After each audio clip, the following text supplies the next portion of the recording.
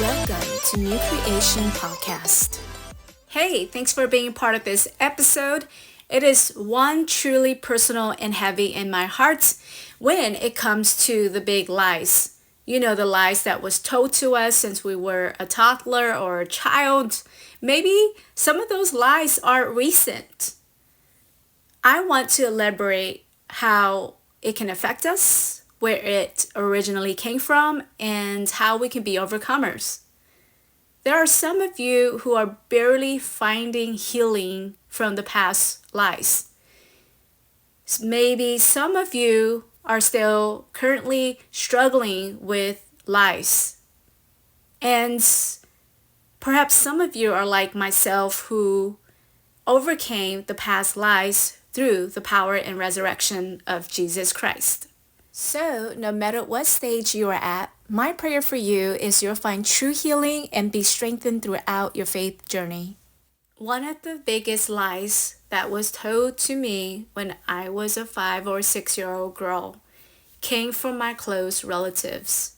The day that they pronounced me as a little boy, really they confused me from a girl to a boy. All because I enjoy playing sports, playing video games, and hanging out with my brothers. Eventually, that lie from my relatives led me to believe I was born in the wrong body and something is wrong with me if I'm playing with little boy stuff. You see, I grew up in a household where I didn't have a safe place to openly express some of my concerns and that I needed help to understand as a kid what was going through inside of my mind.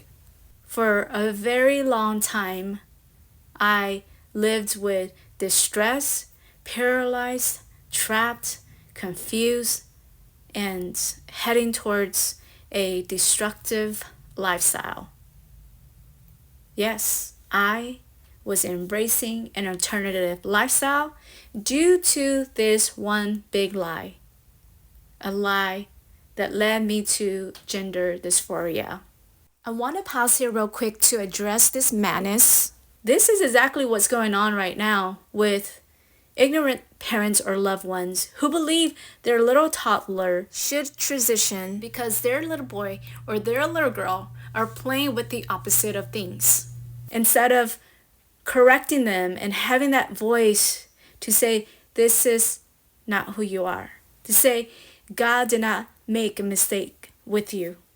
The parent's role is to protect and guide their children and not lead them into manipulation and abuse by forcing their children to undergo trans surgeries.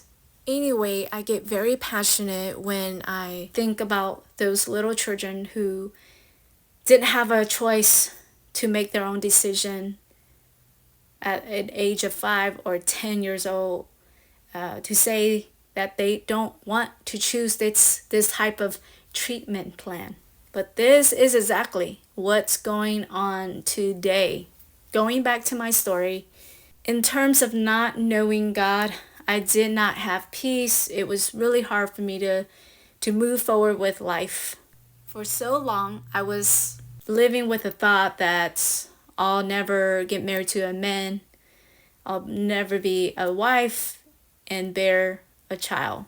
On top of everything else, I also struggle with I'll never be good enough, I'll never measure up, I'll never fit in, and I'll never look like that typical girl.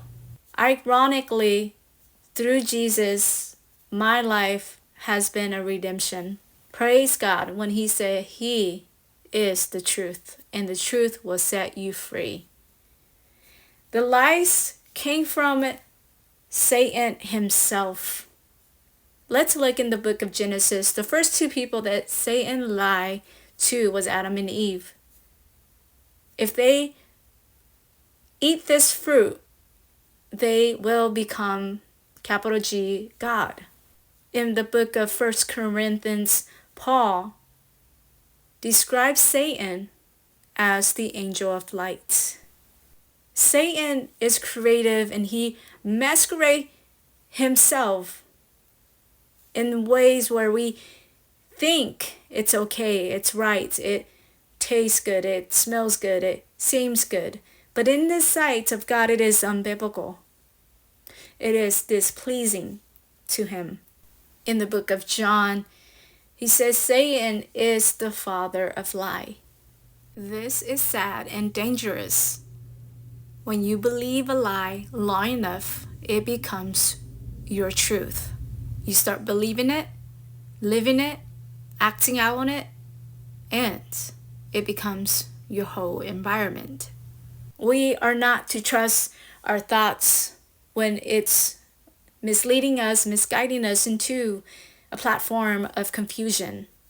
Instead, we are to take our thoughts captive into the obedience of God, casting all of your fears, your concern, your doubts, whatever is going on, into the hands of God. For He is willing to enable you to live a life of restoration, healing, and so much more. Not to say that it's a one-hit miracle. That's not how God works. We are a work in progress, as Paul says in Philippians, that he too has not arrived into the completion until Christ comes back, which means we must trust the Lord in the process of pruning. It will be messy but beautiful. I pray you surrender to God's ways and thoughts to align with yours. God bless.